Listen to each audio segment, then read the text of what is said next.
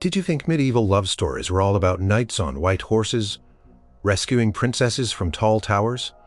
Think again.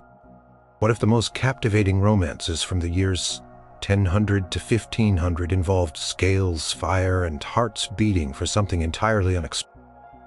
Get ready to challenge everything you thought you knew about chivalry and true love. Number 6. The Dragon Rider and the Lost Queen. Deep within the forgotten peaks of the spine of the world, where ancient winds whispered through jagged stone, dwelled Queen Lyra of the Aethel. Her lineage, a sacred secret guarded for millennia, tied her not to earthly kingdoms, but to the colossal winged beings that soared above the clouds. Lyra was a dragon rider, her bond with her companion, a majestic emerald dragon named Viridian, transcending mere partnership. Their connection was forged in the arcane fires of creation, a telepathic symphony that allowed them to move as one Viridian's thoughts, a booming echo in Lyra's mind. Her emotions a gentle ripple across his ancient consciousness. This extraordinary bond set her apart in an age where dragons were primarily feared, viewed as monstrous threats to humanity. Scholars poring over texts, like the Draconic Compendium of Valerius, an illuminated manuscript from the early 13th century, often spoke of dragons as symbols of chaos and destruction, rarely acknowledging the deeper, more complex relationships. Some legends hinted at Lyra's people, the Aethel, were scattered, their ancient kingdom of Arion lost to the mists of time and the ceaseless expansion of human empires. They sought only peace and the preservation of their unique heritage. But humanity, driven by a thirst for land and the prevailing belief that all magic was either divine or demonic, pressed ever closer. It was during one such encroachment, a skirmish instigated by the expansionist forces of King Theron of Eluria, that Lyra and Viridian became separated. A potent magical trap, a relic of forgotten sorcery, echoing the grand wards described in the Grimoire of Shadow Eve, attributed to the sorceress Morgana the Fae, in some Arthurian cycles, ensnared Viridian. He was not harmed, but bound his immense strength, unable to break the shimmering chains of light that held him captive. Lyra, thrown from his back during the chaotic aerial battle, fell into the dense forests below, landing in a ravine bruised and disoriented. Her connection to Viridian, though strained, remained a faint thrumming against her spirit, a silent cry of distress that clawed at her heart. She awoke days later in a small secluded cabin, attended by a man named Kael. Kael was a wanderer, a scholar of forgotten lore, and a healer of rare herbs, his knowledge of the wilderness rivaling that of the ancient druids spoken of in Celtic myths. He had found Lyra unconscious, her regalia, though simple, hinting at an origin far beyond the common folk.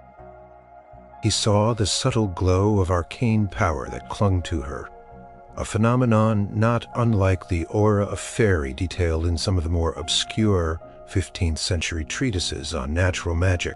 Kael, unlike the fear-mongering commoners or the aggressive knights, possessed a quiet reverence for the natural world and its hidden wonders. He saw the fear in Lyra's eyes, the unspoken anguish, and chose compassion over suspicion. He nursed her wounds, offering her food and shelter without asking questions, his eyes often drawn to the faint, almost imperceptible shimmer that sometimes outlined her form, a vestige of her draconic connection. As Lyra healed, she learned of Kael's deep understanding of the land, his knowledge of ancient languages and forgotten practices. He spoke of the sky beasts, not with terror, but with a detached curiosity, mentioning old folk tales of benevolent winged creatures that predated the era of fear stories found in fragmented Anglo-Saxon poetry. Lyra, starved for companionship and trust, slowly began to open up, sharing fragments of her life, her people, and the profound loss she felt for Viridian. She did not reveal her full identity as a dragon rider, fearing Kael's reaction, but she spoke of a great loyal beast, a friend trapped by human greed.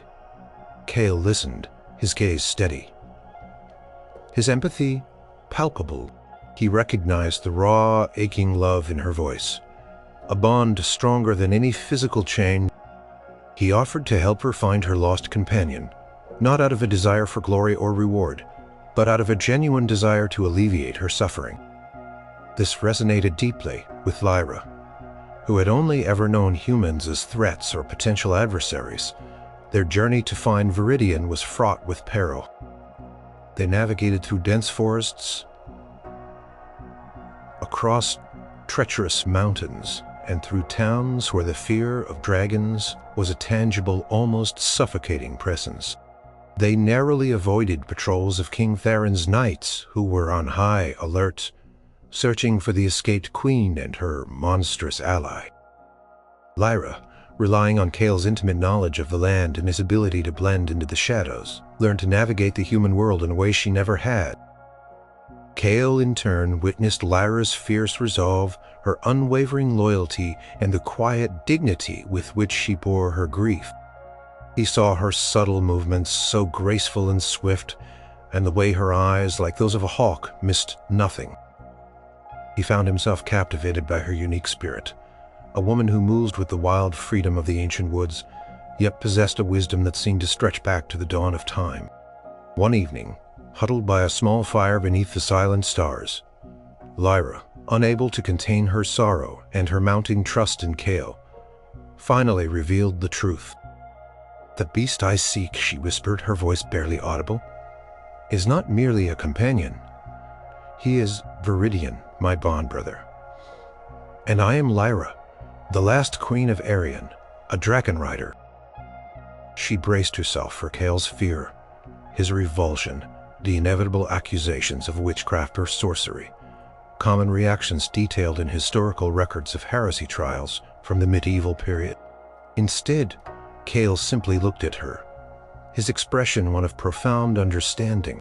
"I suspected as much," he said quietly, a faint smile gracing his lips.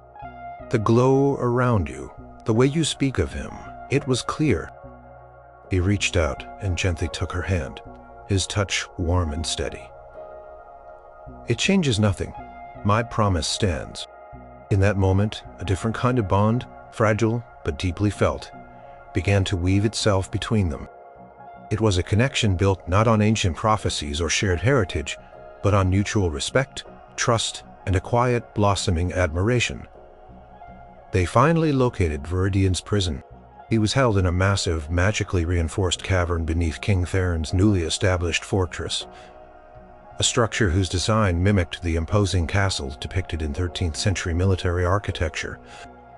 The air around the fortress thrummed with the energy of the binding spells, a complex web of enchantments. King Theron, a pragmatic but ultimately fearful ruler, intended to exploit Viridian's power, perhaps even use him as a weapon against his rivals. He had employed the kingdom's most skilled arcanists, practitioners of the subtle arts, whose knowledge was often recorded in the Libri Arcana, a collection of forbidden text from the high medieval period. Lyra, with Kael by her side, devised a plan. Kael, using his knowledge of ancient wards and the subtle weaknesses in human enchantments, meticulously studied the magical signatures of Viridian's prison. He discovered a fault, a faint resonance in the binding spell that echoed older, more primal magic, a flaw that a keen eye, trained in the ancient ways, could exploit. Lyra, meanwhile, prepared to reconnect with Viridian on a deeper, more forceful level, to break through the magical interference and awaken his full power. This required immense focus, a melding of her spirit with his, a technique known only to the Aethel and described in the scrolls of Arian, and Beckett of immense power, mentioned in fragmented lore. Under the cover of night, Lyra and Kael infiltrated the fortress. Kael, moving like a phantom, neutralized the mundane guards, his movements swift and silent, honed by years of solitary survival. Lyra, her heart pounding with a mixture of fear and fierce determination, made her way to the cavern's entrance. The air grew heavy, thick, with a scent of ancient stone and residual magic. Viridian's presence was a roaring storm in her mind now, a powerful echo of his frustration and restrained fury. Lyra placed her hands on the cold stone of the cavern wall, closing her eyes. She reached out with her mind pushing past the interference, calling to Viridian. Her voice was not of sound, but of pure thought, a desperate plea for him to focus his immense power to push against the specific point Kael would weaken. Kael, meanwhile, found the nexus of the binding spell. It was a crystal, pulsating with captive energy, placed in a small chamber hidden within the cavern's wall. He began to work, chanting soft, resonant words in a language so ancient it predated written human history, carefully manipulating the flow of energy. His fingers danced over the crystal, drawing on obscure runic knowledge that resonated with the very fabric of the earth, akin to the elemental magic described in some Nordic sagas. As Kael began to weaken the spell, a surge of energy, a primal roar, erupted from within the cavern. Lyra had reached Viridian. Earth trembled as Viridian, sensing the weakening of his bonds and Lyra's urgent call, unleashed a torrent of pure, unbridled, draconic power. The binding spells, weakened by Kael's intervention and overwhelmed by Viridian's strength, shattered with a deafening roar of dissolving magic. With a final triumphant bellow that shook the very foundations of the fortress, Viridian tore free his emerald scales, shimmering in the sudden blinding light of his release. He burst forth from the cavern, a magnificent, terrifying vision against the moonlit sky. His roar echoed across the land, a sound of freedom and vengeance that would forever be etched into the memory of King Theron's terrified soldiers. Lyra, standing outside, watched with tears streaming down her face as Viridian circled once his massive form silhouetted against the stars. Before landing gently beside her, he nudged her with his great snout, a rumble of affection emanating from his chest, and Lyra embraced his scaled hide, her heart overflowing. Kael, emerging from the cavern, watched the reunion with a quiet sense of awe and satisfaction. He had facilitated a reunion between two beings whose bond defied human comprehension, and in doing so he had found his own connection, a deep and endearing love for the woman who spoke to dragons. King Theron's army, terrified by the unleashed beast, scattered the fortress. Now damaged and exposed, was left in chaos. Lyra and Viridian, now truly free, chose not to seek vengeance, but to disappear into the vast wilderness, seeking a new home, a safe haven for Lyra's scattered people. Kael, without hesitation, chose to follow them. He had found a purpose, a love that transcended the ordinary, and a new destiny by the side of a dragon rider and her majestic companion. Their love story was not of kingdoms won or battles fought, but of understanding, acceptance, and the quiet courage to embrace the extraordinary in an age of fear. Their tale, whispered among the remote mountain tribes, became a testament to the enduring power of bonds forged in the most unexpected of circumstances, a legend that would be passed down through generations, often embellished in the oral traditions of the 12th and 13th centuries. Number 5. The Shadow Beast of the Moors and the Healer's Touch. The Great Black Moor, a vast expanse of desolate, mist-shrouded land in the heart of the northern kingdom, was whispered about in hushed tones. It was a place of wild beauty and chilling dread, home to creatures of shadow and rumor, a landscape often depicted in the dark romances of the late medieval period. For generations, the local villagers, hardy folk, living on the fringes of civilization, spoke of the Shadow Beast, a dragon of immense size, whose scales absorbed all light, making it seem like a moving void. Across the desolate landscape, this dragon was not like the fiery beasts of legends whose destructive rampages were meticulously catalogued in royal chronicles. The Shadow Beast was elusive, its presence marked only by strange disappearances of livestock, the inexplicable dying of ancient trees, and a deep, unsettling silence that would descend upon the moor. Fear of the beast was ingrained in the very soul of the people, a fear as palpable as the biting winds that swept across the moors, a fear that fueled countless superstitions and folk remedies, many of which can be found documented in the early 16th century Book of Charms and Cures. Lyra, a young woman known for her gentle hands and vast knowledge of herbs, lived in a small, isolated cottage on the very edge of the moor. She was a healer, her skills sought by both man and beast, for she possessed a rare empathy that allowed her to understand suffering beyond the confines of human language. Her remedies, often drawn from ancient texts like the Herbarium of Sister Agnes, a 15th century monastic work on medicinal plants, were renowned. Unlike others who saw the moor as a place of terror, Lyra saw it as a source of life, a vast apothecary of rare flora and fauna, and spent countless hours traversing its treacherous paths, gathering ingredients for her poultices and tinctures.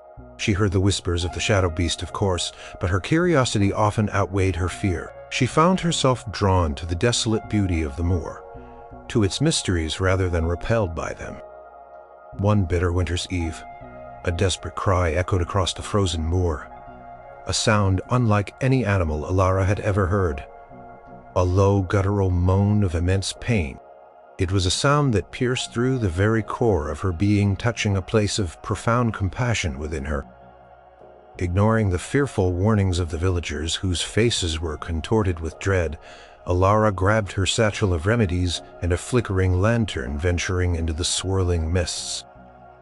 The air grew colder, heavier, as she moved deeper into the moor.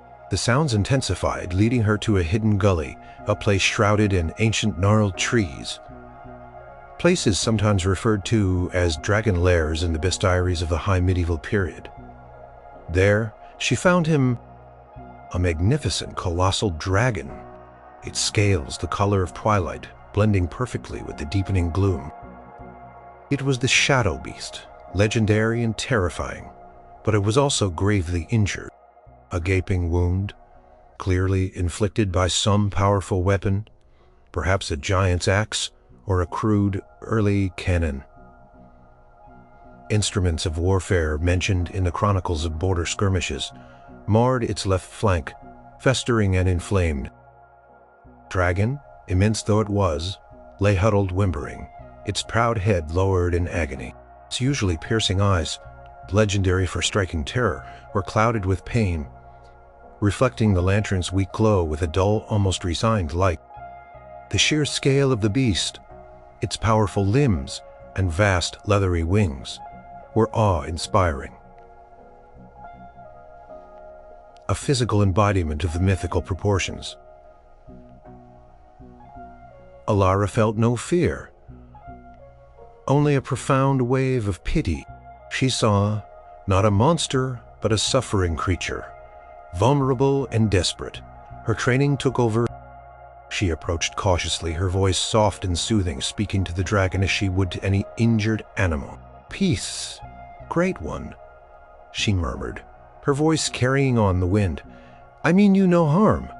I am a healer." The dragon, its breath, a hot sulphurous sigh, lifted its head slightly. Its gaze, though still clouded, fixed on her.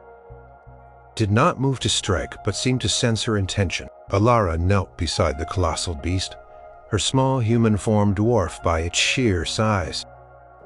She examined the wound, her fingers tracing the jagged edges of the injury. It was deep, infected, and radiating heat. She recognized signs of a magical blight, a curse often laid upon beasts by desperate mages, a practice detailed in some of the more dubious magical texts from the early 14th century.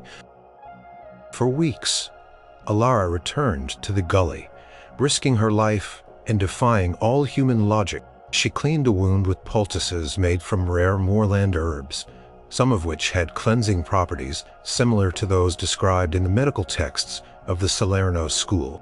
She brewed potent tinctures to fight the infection, administered them with a gentle hand, and changed the dressings, all while speaking to the dragon in low, reassuring tones. She even sang to it ancient lullabies she had learned from her grandmother, melodies that carried a profound sense of peace and stillness.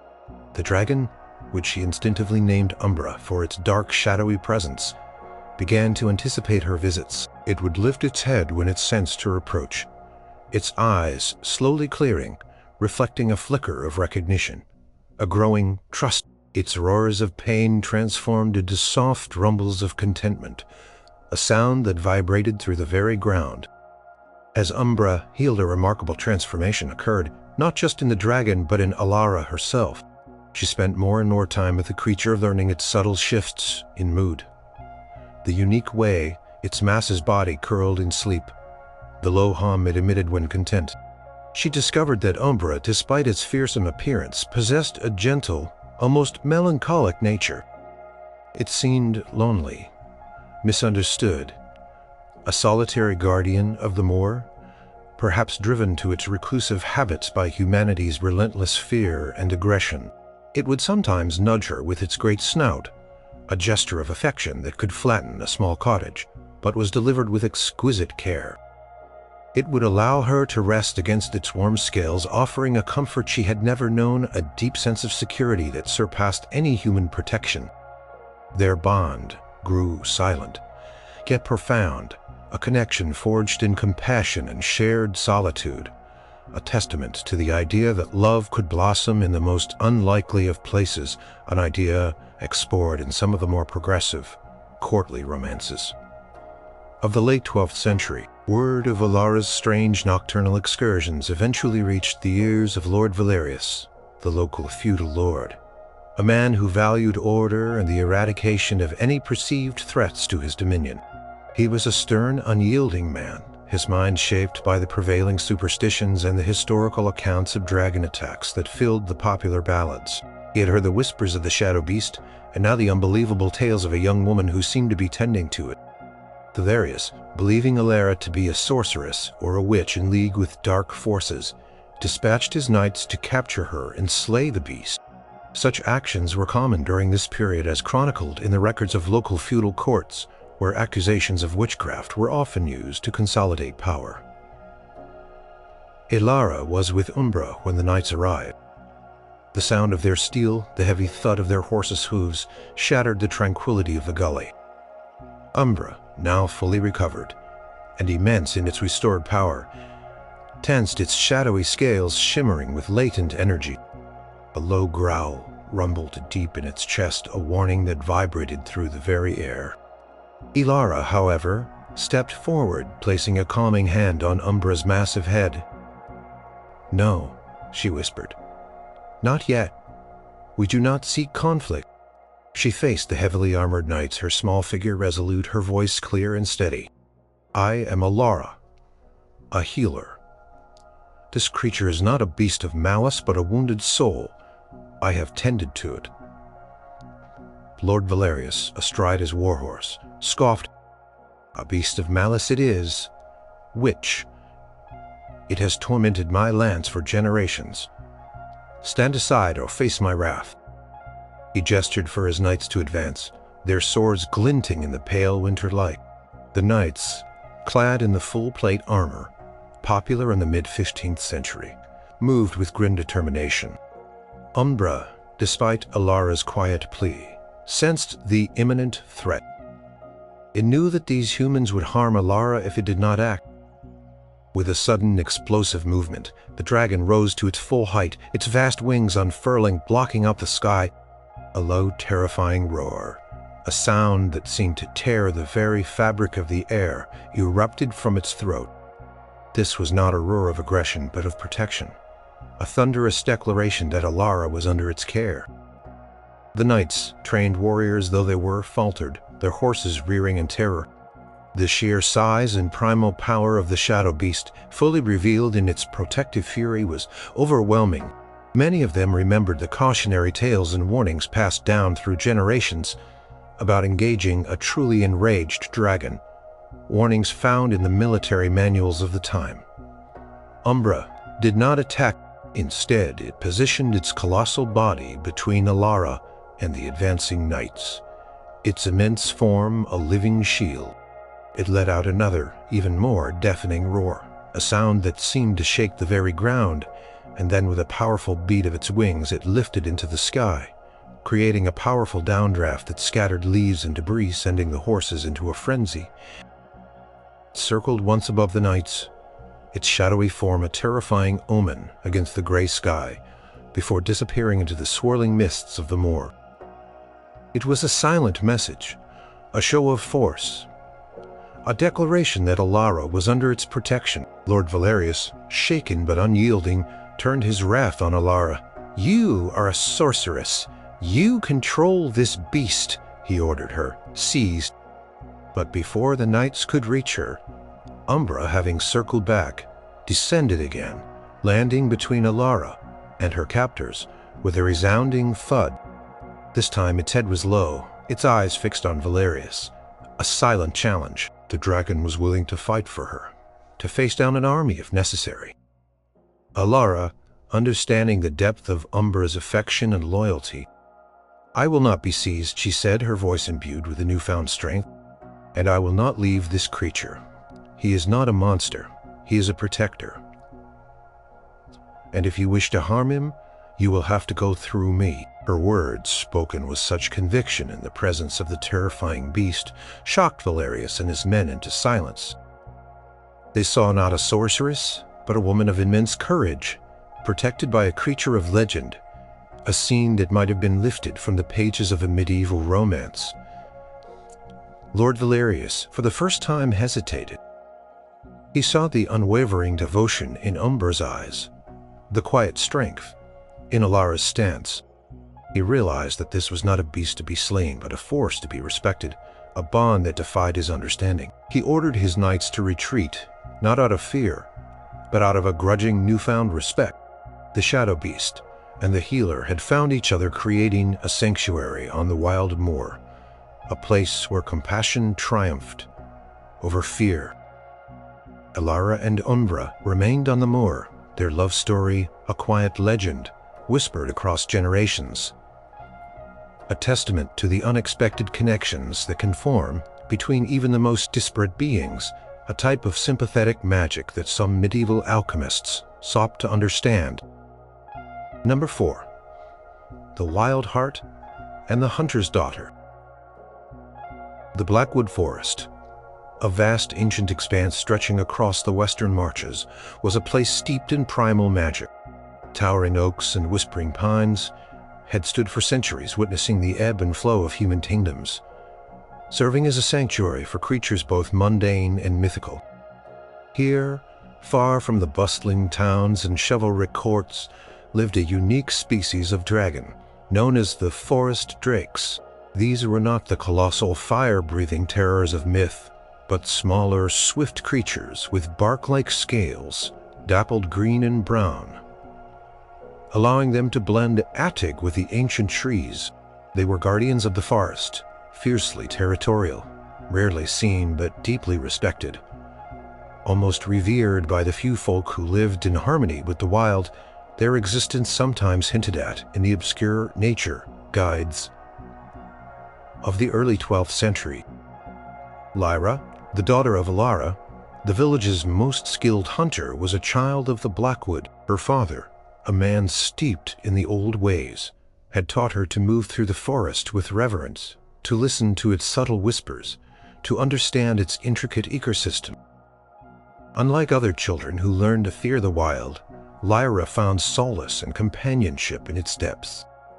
She possessed an uncanny ability to soothe agitated animals, to locate rare herbs, and to find trails that others mititis to trait that would have been attributed to fey blood in many medieval folktales.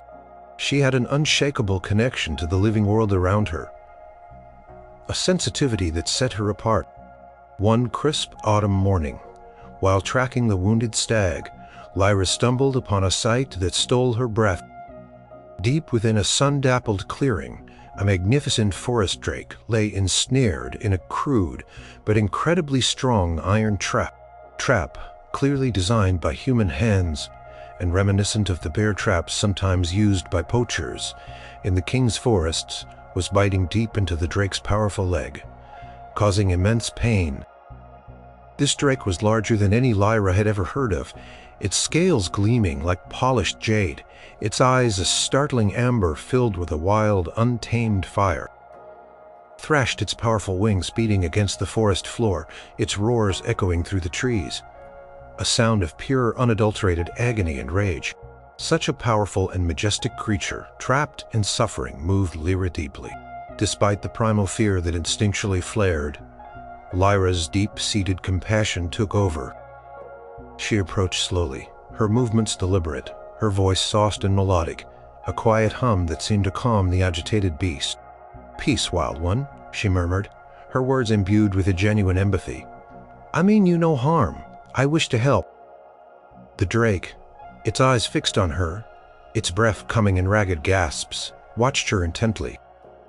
It was a creature of immense power, but it was also vulnerable, its life force draining away with every struggle.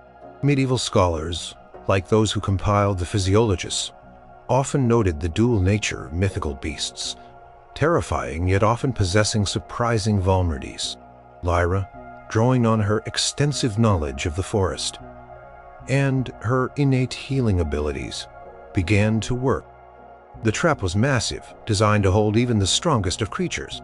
She spent hours carefully manipulating the rusted iron, using her strength and ingenuity to loosen its deadly grip. The drake, sensing her intentions, ceased its thrashing, watching her with a primal intensity that spoke volumes. It was an unspoken truce, a fragile bridge built between human and beast, founded on a shared moment of vulnerability. As she worked, she murmured comforting words describing her actions, explaining her intent. She cleaned the deep, jagged wound, applying a poultice made from potent herbs she had gathered, comfrey for healing, plantain for drawing out infection, ingredients commonly listed in the medieval pharmacopoeias. Over the next few weeks, Lyra returned to the clearing every day. She tended to the drake's wound, changing the dressings, bringing it water from a pristine forest spring, and offering it small game she had hunted. She named him Ember for the fiery glow in his amber eyes, a warmth that belied his wild exterior. Ember, in turn, began to respond to her presence.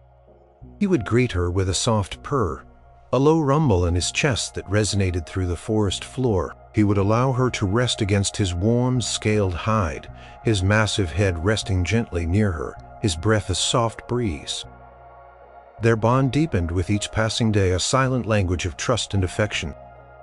Lyra felt a connection to Ember that she had never known with any human, a profound understanding of his wild heart, his ancient spirit, a connection that sometimes mirrored the spiritual bonds described in the writings of some early Christian mystics.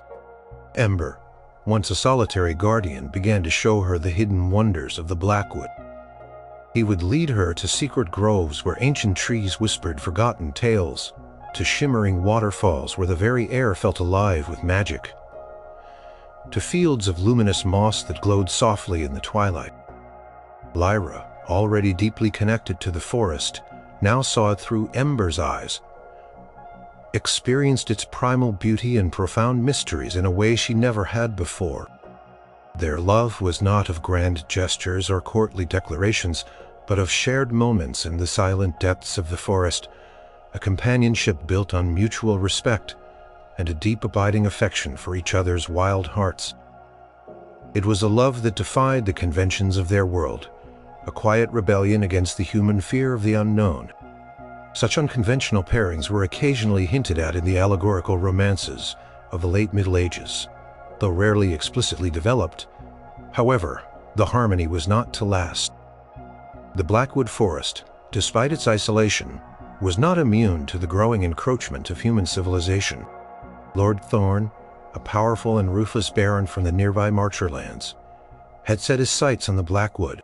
He sought to exploit its ancient timber for shipbuilding and to clear land for new settlements, his ambition fueled by the economic expansion seen across Europe during the 14th and 15th centuries.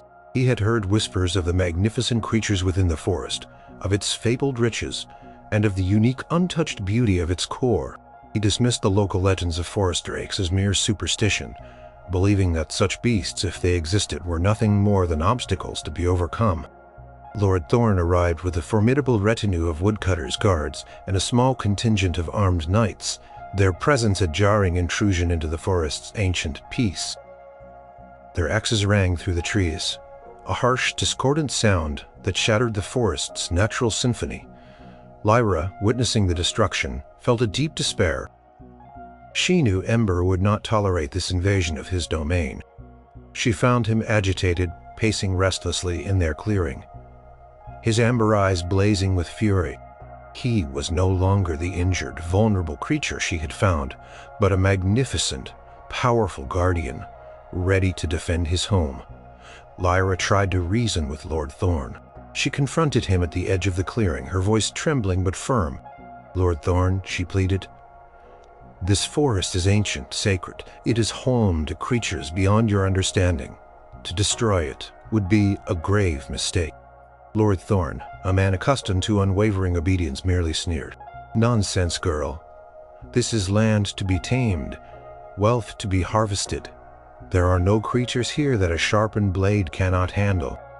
Pointed to a small, newly erected hunting lodge, a crude structure compared to the intricate timber frames described in the architectural plans of the gentry from this period. As Lord Thorn's men advanced deeper into the forest, their axes biting into the ancient trees, Ember could no longer contain his rage. With a thunderous roar that echoed through the entire Blackwood, he burst forth from the clearing, a green and brown blur of scaled fury. His size, far greater than any human had imagined, struck terror into the hearts of the woodcutters. He swooped low, his powerful wings creating a miniature hurricane, scattering men and tools. He did not breathe fire, as the forest drakes were not fire breathers, but he used his immense strength and sharp claws to snap trees, to tear down makeshift caps, to demonstrate his power without inflicting lethal harm. A precise and terrifying display of dominance. The effect was immediate. The men, terrified by the appearance of the legendary beast, dropped their tools and fled in disarray, their screams echoing through the forest. Lord Thorn, though initially stunned, was a man of fierce pride. He drew his sword, a finely crafted weapon that bore the mark of a renowned northern smith, and ordered his knights, clad in mail and plate, to form a defensive line. "Stand firm," he bellowed, his voice hoarse with a mixture of fear and fury. "Slay the beast." The knights, disciplined warriors, moved to obey their training, overriding their primal terror. But Ember was too swift, too intimately familiar with his domain. He moved through the trees like a ghost, appearing and disappearing, using the dense foliage to his advantage. He was a force of nature, an embodiment of the forest's ancient wrath. He disarmed the knights with deft swipes of his tail, sending their swords skittering, or simply lifted them with his jaws and gently, but firmly placed them far from the clearing, a remarkable show of restraint that would have astonished any observer. A nuance rarely attributed to dragons in the popular lore of the time. Lyra, watching from the edge of the clearing, saw the terror in Lord Thorn's eyes. He was not merely afraid, but utterly bewildered by a power he could not comprehend or control. She stepped forward again, placing herself between Ember and the remaining thoroughly demoralized knights. "Lord Thorn," she said, her voice resonant with the forest's own power. "This forest is not for you. It is protected. Leave now, and do not return." Ember, towering behind her, let out a low, rumbling growl, a powerful emphasis to her words. Lord Thorn, recognizing the futility of his efforts against such a powerful and seemingly intelligent creature, and a woman who commanded its loyalty, swallowed his pride. He gave a curt nod, gathered his remaining shaken men, and retreated from the Blackwood, his dreams of timber and dominion shattered. The Blackwood forest had been saved, its ancient peace restored. Lyra and Ember remained its guardians, their love story woven into the very fabric of the ancient trees. Their bond, a testament to the power of understanding and respect for the wild, became a quiet legend in the lands surrounding the Blackwood. It was a story of a woman who found her true heart not in human society, but in the untamed spirit of a dragon. A connection that defied all expectations and became a beacon of harmony in a world often dominated by conflict. Their tale, whispered through the generations, became a reminder that true power lay not in domination, but in the profound, gentle strength of a wild heart. This narrative often became intertwined with pre-Christian animistic beliefs that persisted in rural areas of medieval Europe, subtly influencing local folklore. Number 3. The Scaled Prince and the Princess's Choice. In the sun-drenched kingdom of Eldoria, known for its sprawling vineyards and ancient castles, lived Princess Isolde. She was celebrated not only for her striking beauty, hair like spun gold and eyes the color of the summer sky, but also for her kind heart and keen intellect, qualities often lauded in the heroines of chivalric romances from the 12th century. Isolde, however, harbored a secret longing for a love that transcended the political alliances and advantageous marriages that were the norm for princesses of her era, a desire for a deeper connection than what the courtly dances and whispered compliments offered. She often found solace in the ancient texts of her royal library, particularly those concerning tales of true love and sacrifice, like the legendary stories of Tristan and Isolde. Though with different nuances, far from the opulent court, hidden within the shadowy depths of the Dragon's Tooth Mountains, lay a cursed prince, Prince Alaric of the neighboring kingdom of Viridian, a land now suffering under a tyrant's rule, had been transformed into a dragon by a jealous sorcerer. This sorcerer, envious of Alaric's just reign and his impending marriage to a rival princess, had cast a powerful ancient spell, a form of transformation magic often found in early Germanic myths, on the day of Alaric's coronation. Curse turned Alaric into a magnificent but terrifying emerald-scaled dragon, his form immense and powerful, yet his mind still human, tormented by his monstrous appearance and the loss of his kingdom. Curse could only be broken by a kiss of true love, given willingly and without fear, by a maiden of pure heart. Such conditions for breaking enchantment are common motifs in European folklore, dating back to antiquity. The legend of the Scaled Prince and his curse was known throughout Eldoria, a chilling fairy tale told by bards and nursemaids, a tale of woe designed to warn against pride and envy. Many brave knights had ventured into the Dragon's Tooth Mountains, seeking to slay the beast and claim glory, for the legend also stated that the slayer of the dragon would be granted a wish by the land itself, but none had returned. The dragon, in its despair and torment, was a formidable foe driven to defend its cursed existence. It often attacked any who approached, not out of malice, but out of a profound grief and a desperate need to keep its monstrous form a secret, a shame that consumed its human soul. The encounters often ended in tragic loss of life, a grim reality that reinforced the dragon's terrifying reputation in the public imagination, often recorded. In the chronicles of the time, Princess Isolde, however, was intrigued by the melancholy undertones of the legend. She often heard the mournful roars emanating from the distant mountains, sounds that carried on the wind, sounds that spoke not of aggression, but of profound sorrow. Her heart, attuned to unspoken suffering, felt a strange pull towards the cursed prince. She knew the tales of brave knights, but she also knew that true love was not about slaying beasts, but about understanding hearts.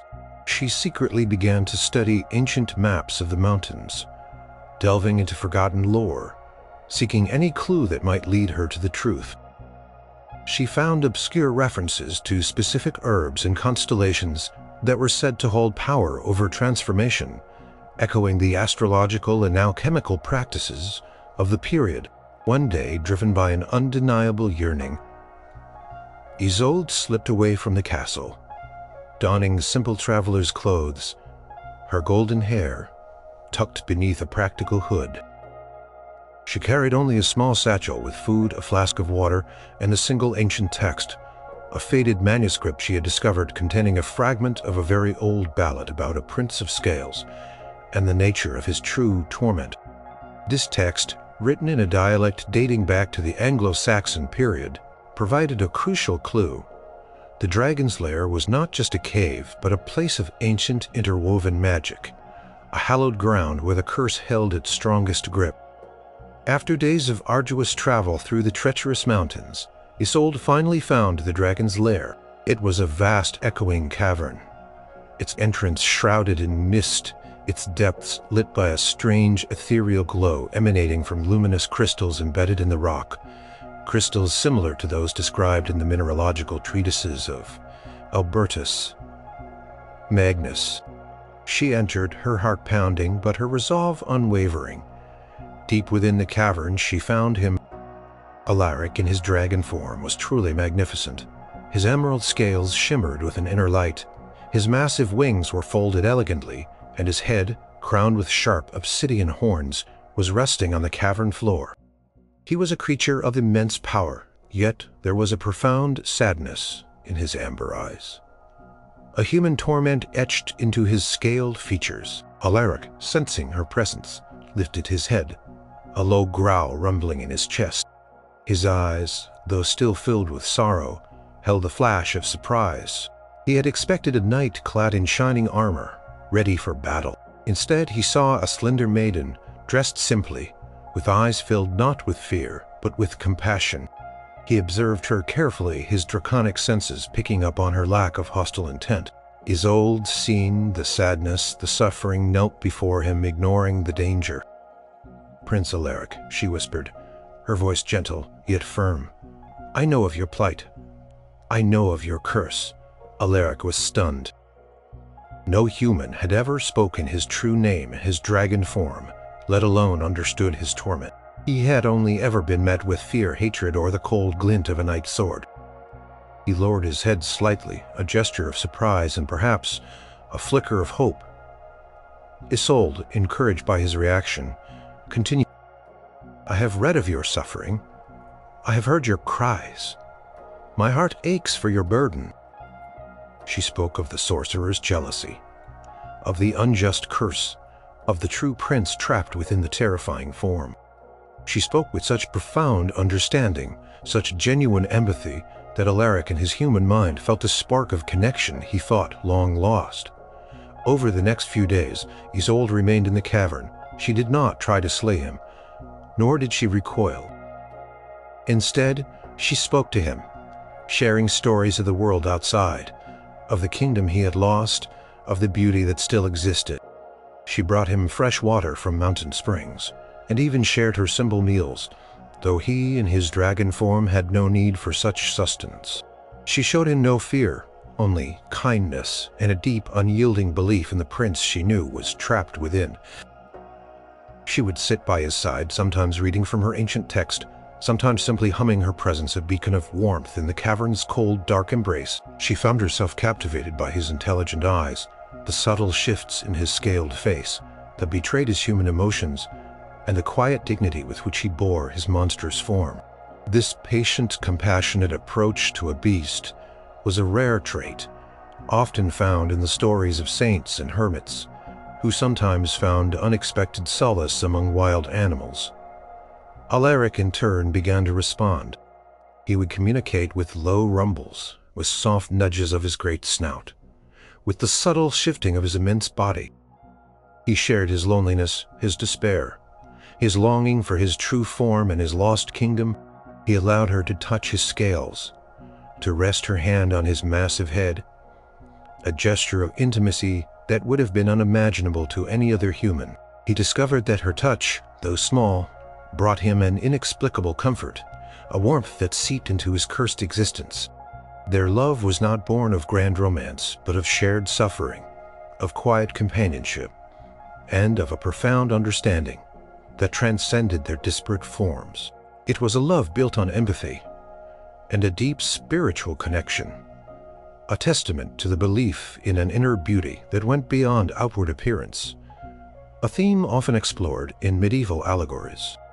Isolde, her heart filled with a love so pure and unwavering, knew what she had to do. She stood before Alaric, her gaze steady, her hand reaching out to touch his scaled cheek. "Alaric," she whispered, her voice trembling slightly but resolute, "I love you, not the prince you were nor the king you might be, but the soul within this form, the one who suffers, the one who yearns." With profound courage, she leaned forward and pressed her lips gently to his scaled snout, a kiss of true love, given willingly and without fear.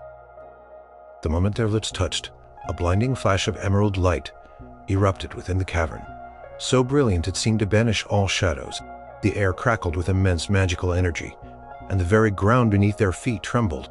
The luminous crystals in the cavern walls flared, pulsating with the raw power of the curse being broken.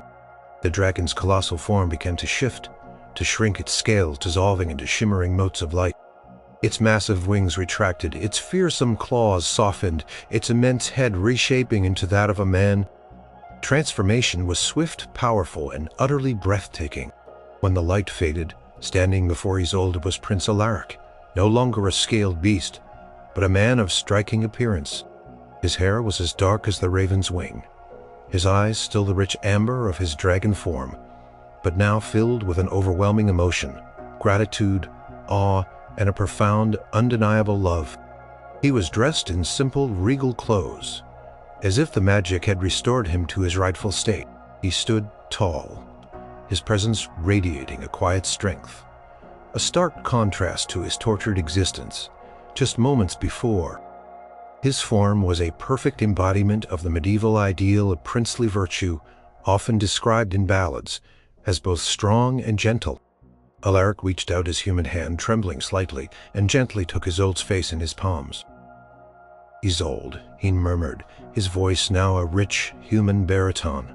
"You have broken the curse. You have saved me." He drew her close, embracing her tightly, a tender embrace that spoke of years of loneliness, banished, of hope restored. Isolde, her heart soaring, returned his embrace, feeling the warmth of his human skin against hers, a connection more profound than any magic. Their return to Aldoria caused a sensation. The people who had feared the Shadow Beast now saw their beloved princess return with a man of noble bearing, a man whose eyes held the wisdom and depth of the ancient dragon. King Theron, though initially suspicious, recognized the truth in the love between them and the genuine relief of his people.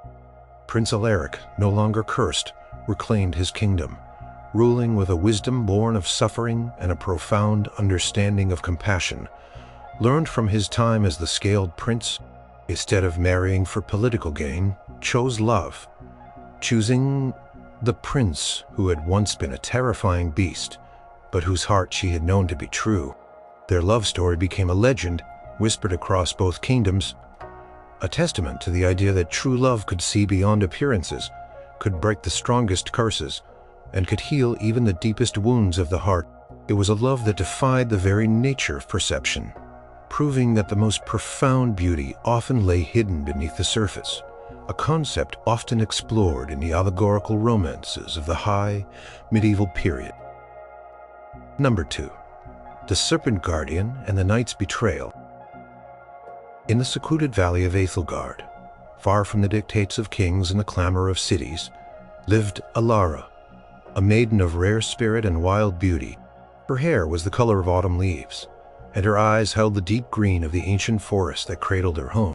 Alara's family, a lineage stretching back to forgotten times, had long been the guardians of the valley, living in harmony with its unique ecosystem. This valley was home to a creature of ancient power, a great serpent guardian known as Seraphon. Seraphon was not a dragon of fire and fury, but a colossal serpentine being, whose scales shimmered with the iridescence of 1,000 jewels. He was the protector of Aethelgard, its living spirit, whose presence ensured the valley's abundant life and shielded it from the encroaching human world.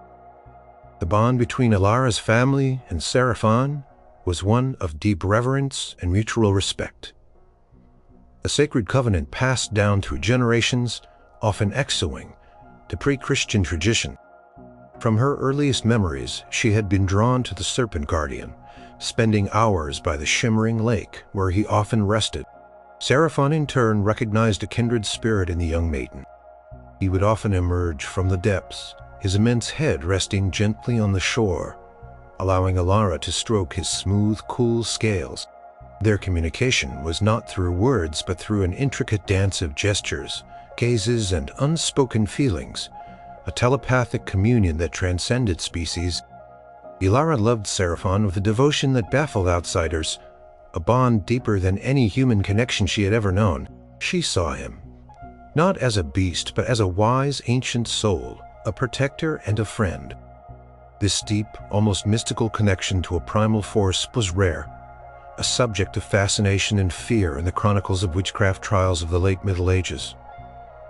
The outside world, however, was rapidly changing. Kingdom of Valoria, known for its ambitious knights and expanding territories, had long coveted the pristine resources of Ethelgard. Rumors of a monstrous serpent guarding untold riches within the valley had reached the ears of King Oberon, a ruler whose greed often outweighed his wisdom. He dispatched his finest knight, Sir Gareth, a man renowned for his martial prowess and unwavering loyalty, to slay the beast and claim the valley for the crown. Sir Gareth, clad in plate armor meticulously forged in the style popular during the late 14th century, embodied the ideals of chivalry and conquest that permeated the upper echelons of medieval society. Sir Gareth arrived at the valley's edge, expecting to find a place of desolation, terrorized by a fearsome dragon. Instead, he found a verdant paradise, seemingly untouched by fear, and a young maiden, Lyra, who moved with an unearthly grace, her presence radiating a profound tranquility. He saw her by the shimmering lake, her hand resting upon the colossal head of the legendary serpent guardian. The sight stunned him. He had expected a beast, a monster, to be slain, not a creature of such serene majesty, nor a maiden who clearly held such a deep bond with it. Initially, Sir Gareth saw Lyra as a damsel in distress, perhaps enchanted, or held captive by the beast, a classic trope of the knightly romance narratives of the period. He approached her, his sword still sheathed, his voice firm but courteous. "Maiden," he declared, "I am Sir Gareth of Valoria. I have come to rescue you from this monstrous creature." Lyra, however, merely looked at him with an expression of quiet amusement, and then a touch of sadness. "Sir Knight," she replied, her voice calm, "I am not in distress, and Seraphon is no monster. He is the guardian of this valley, and my friend, Sir Gareth, refused to believe her. He saw the serpent guardian as a threat, a challenge to his chivalric duty. Tried to convince Lyra to leave the valley, to abandon the beast, and return with him to civilization, to safety. He spoke of the comforts of the court, of a life free from wild dangers, of the honor he could bestow upon her. He believed he was offering her salvation. Lyra, however, gently but firmly refused. Her loyalty to Seraphon in the valley was unwavering. She tried to explain the ancient bond, the harmony that existed, the deeper truth of Seraphon's gentle nature. But Sir Gareth, blinded by his preconceived notions of heroism and the prevalent cultural narrative that dragons were inherently evil, could not comprehend her words. His understanding of the world was shaped by the heroic epics and popular ballads that portrayed dragons as pure antagonists. The tension between them grew. Sir Gareth unable to sway, Lyra began to formulate a plan to slay Seraphon, believing it to be the only way to free the maiden and fulfill his king's command. He observed Seraphon's movements, sought out weaknesses, and prepared his weapons. All while Lyra pleaded with him, her voice filled with a desperate warning. She saw his actions as a profound betrayal, not just of her, but of the very balance of their world. She warned him that Seraphon was not a creature to be conquered, but a force of nature whose removal would bring ruin to the valley itself, a concept often found in nature-based mythologies. One fateful morning, Sir Gareth made his move. He approached the lake where Seraphon often rested, his sword drawn, its polished blade reflecting the morning sun. He unleashed a furious assault, aiming for the Serpent Guardian's vulnerable points. Utilizing the combat techniques described in the knightly training manuals of the era, Lyra, witnessing the betrayal, cried out in anguish. Seraphon, startled by the sudden unprovoked attack, reared back, his immense body coiling defensively. He did not seek to harm the knight, only to defend himself, his wise eyes reflecting a deep sadness at the human's aggression. The battle was brief but devastating. Sir Gareth, though skilled, was ultimately outmatched. Seraphon, immense in its power, moved with a speed that defied its size. He disarmed the knight with a swift flick of his tail, sending Sir Gareth's sword spinning into the lake. He coiled around the knight, holding him captive, but not harming him. his immense head lowered, his jeweled eyes fixed on Alara, a silent question in their depths. Alara, her heart torn, rushed forward. "Seraphon, no!" she cried, her voice filled with desperate sorrow. "He does not understand." It was then that Sir Gareth, held captive by the very creature he sought to slay, finally saw the truth. He felt the Serpent Guardian's immense strength, its gentle restraint, and the profound sadness in its gaze. He saw Alara's anguish, her unwavering loyalty to the creature he had so foolishly condemned. He realized the depth of his misunderstanding, the arrogance of his mission. He had been so consumed by his own rigid code of heroism that he had failed to see the true nature of the beast and the true heart of the maiden. He had seen a monster where there was a protector, and a damsel where there was a guardian. This moment of realization of moral reckoning was a common turning point in medieval narratives, often leading to spiritual growth. Alara stepped between Seraphon and Sir Gareth, placing her hand gently on the Serpent Guardian's scales. She looked at Sir Gareth, her eyes filled with a quiet challenge. "You see now," she said, her voice soft but firm. "He means you no harm. He seeks only peace. It is you who brought conflict." Sir Gareth, humbled and ashamed, nodded slowly. "I see," he whispered, his voice thick with regret. "I have been a fool. I have misjudged." He looked at Alara, his eyes now filled with a different kind of awe, a profound admiration for her wisdom and her extraordinary bond. He realized that true courage was not about slaying dragons, but about understanding them, about seeing beyond the superficial.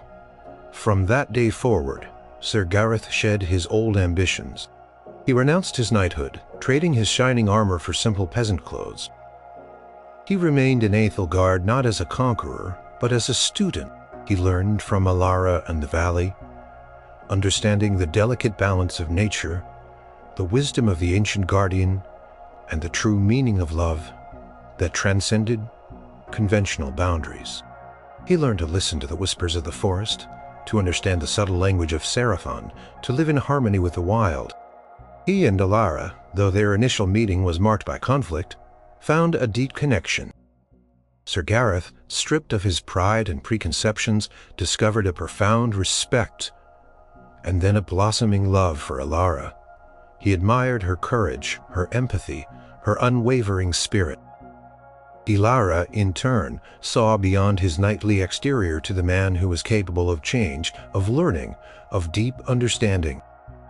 Their love story was not of a knight rescuing a princess, but of a knight being rescued from his own limited perceptions, finding true love and wisdom in the most unexpected of places under the watchful, benevolent gaze of the Serpent Guardian. Their story, whispered among the local folk, became a testament to the jotting power of understanding and the folly of blind judgment, a theme often found in allegorical fables. Number 1. The Dragon's Lament and the Lady's Compassion. In the frost-bitten lands of the north, where towering fjords met the crashing icy sea, stood the fortress of Black Rock. It was a stark, formidable stronghold, a testament to the harsh realities of survival in a landscape often depicted in the Norse sagas. For centuries, the people of Black Rock lived under the shadow of a terrifying legend, the Great Fire Drake, a colossal dragon whose roars echoed through the valleys, whose fiery breaths could melt stone into the hearts of men. This dragon, known as Ignis, was believed to be a creature of pure malice, a destructive force of nature, a belief deeply ingrained in the local folklore and often reinforced by the grim records of destroyed villages and scorched lands, which were sometimes embellished in local annals. Yet despite the fear, there was a strange, haunting quality to Ignis's roars, a deep melancholy that spoke not of rage, but of profound sorrow. Lady Eliana, daughter of the Jarl of Black Rock, was a woman of unusual sensitivity and courage. Unlike her hardened kinsman, who saw only a monster, Eliana heard the underlying sadness in the dragon's lament. Her heart ached with an inexplicable empathy for the creature, a compassion that defied all logical reason. and the prevailing narratives of the time, she was often seen reading ancient texts, particularly those detailing the lamentations of mythical beasts. A rare form of scholarship often found in the more contemplative monastic libraries of the early 11th century, Aeliana was known for her quiet strength and her profound connection to the stark beauty of the northern lands. She spent hours wandering the windswept cliffs, collecting rare mosses and resilient wildflowers, learning the medicinal properties of local plants. Skills passed down through generations of healers in her family. She had heard the tales of Ignis since childhood, stories of his destructive power and insatiable hunger. But she had also heard the whispers, the very low, almost imperceptible tones within his thunderous roars that seemed to carry an echo of deep pain. It was a sound that resonated with her spirit, a call she felt compelled to answer. One brutal winter, a great blizzard swept through the fjords, trapping ships in the ice and burying villages under deep snow. The bitter cold was relentless, and the people of Blackrock huddled inside their longhouses, praying for spring. During this time, the dragon's mournful roars became more frequent, more desperate, echoing with an intensified anguish. Aeliana, despite the danger, felt an overwhelming urge to seek out Ignis. She believed that the dragon was suffering, not merely raging. Ignoring the pleas of her father and the warnings of the villagers, she donned her heaviest furs, packed a satchel with simple food and healing salves, and ventured into the blizzard-swept mountains, her path lit only by the flickering flame of her resolve. This act of solo bravery in the face of a terrifying beast was reminiscent of the epic journeys undertaken by heroes in the Old Norse sagas.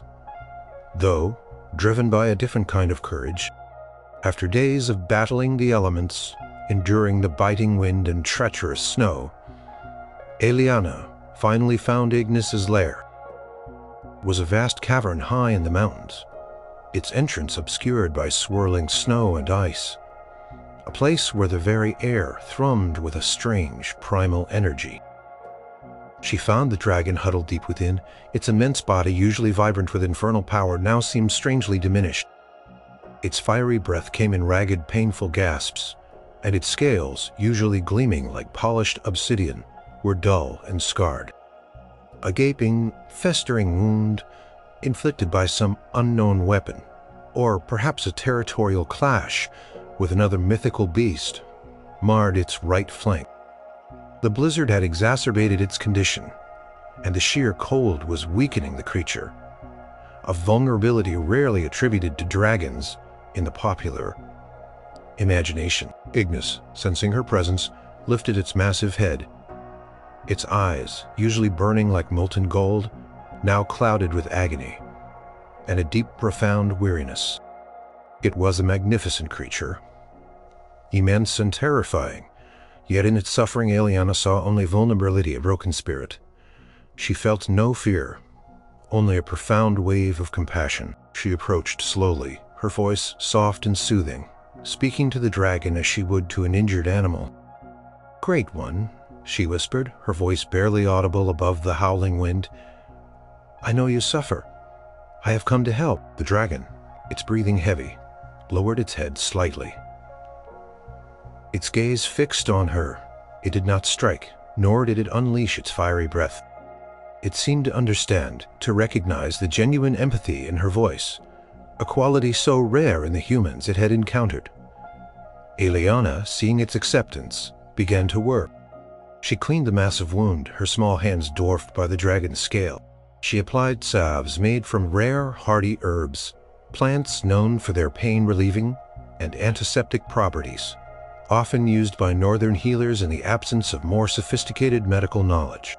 She brewed warm broths infused with healing roots and gently offered them to the dragon, who surprisingly accepted its labored breathing. Easing with each swallow, for weeks, Aeliana remained in the cavern, enduring the harsh conditions of the blizzard, tending to Ignis. She shared her meager rations, huddled close to his immense, surprisingly warm body for shelter from the cold. She sang to him ancient Nordic songs of bravery and sorrow, melodies that seemed to resonate with the dragon's own deep melancholy. She talked to him, sharing stories of her people, of the beauty of the world beyond the ice and rock. Ignis in turn began to respond. Its roars of pain transformed into soft rumbles of contentment, a sound that vibrated through the cavern, a deep, resonant purr. It would nuzzle her gently with its great snout, a gesture of affection that could flatten a small cottage, but was delivered with exquisite care. It showed her ancient treasures. It had collected shimmering gems and ancient artifacts, not as possessions, but as silent offerings, shared confidences. Their bond grew silent yet profound, a connection forged in compassion and shared solitude, a love that transcended the boundaries of species and defied the fear that had defined their relationship for so long. This unique connection, a form of interspecies empathy, is sometimes explored in the more fantastical elements of medieval romance. As spring slowly returned to the fjords, bringing with it the thawing of the ice and the return of light, Ignis's wound healed, and its strength returned. Its scales regained their fiery luster. Its eyes burned with renewed vitality, but now a new light shone within them, a gentle warmth, a deep affection for the maiden who had saved it. Ignis was no longer merely a terrifying beast, but a powerful, benevolent guardian, its roars now resonant with the sound of life and protection, not solely sorrow. News of Aeliana's survival and the strange, unexpected tranquility that had descended upon the mountains began to filter back to Blackrock. Her father, the Jarl, a man of practical mind but deep affection for his daughter, dispatched a search party. When they found Aeliana, they were prepared for a gruesome sight. Instead, they found her unharmed, emerging from the cavern and following close behind her the legendary Great Fire Drake. Ignis, now a magnificent, awe-inspiring presence, yet radiating a surprising aura of peace. The sight stunned the hardened warriors, their faces a mixture of fear and profound wonder, a spectacle that would surely be recorded in local chronicles as a miraculous event. Ignis did not threaten them. Instead, it moved with a quiet dignity, its powerful head low, its golden eyes fixed on Aeliana with an unmistakable devotion. It allowed Aeliana to present it to her people, to explain the truth of its nature, of its suffering, and of the bond they had forged. The people of Blackrock, witnessing the dragon's changed demeanor and sensing the profound connection between it and their beloved lady Aeliana, slowly began to shed their fear. They saw not a monster, but a protector, a guardian, who had found solace and healing through the compassion of their own kin. This transformation of perception was a powerful cultural shift, often occurring after miraculous interventions in medieval narratives.